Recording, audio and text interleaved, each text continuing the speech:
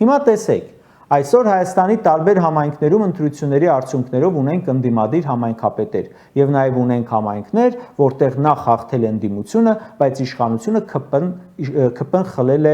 իշխանությունը նրանցից։ Եթե անգամ այս պահին արդեն կասկածելի ընդդիմադիր թևը տապալի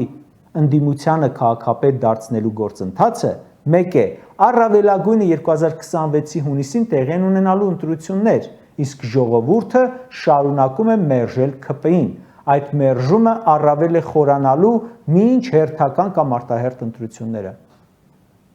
Եթե ԿՊ-ն Գյումրիում իշխանությունը գողանա, մեկ է, ԿՊ-ի նկատմամբ հանրային վերաբերմունքը չի բարելավելու, ժողովուրդը իմ կարծիքով էլ ավելի է վճռական լինելու։ Երևանում Ավինյանը ավելացրել է ԿՊ-ի հեղինակությունը 2023-ի ընտրություններից հետո։ Ոչ ու ոչ։ Ընդհակառակը, տարբեր որոշումների արդյունքում վարկանիշը էլ ավելի է գցել։ Հիմա երևանցին ո՞նց կընտրեր, եթե ընտրություն լիներ։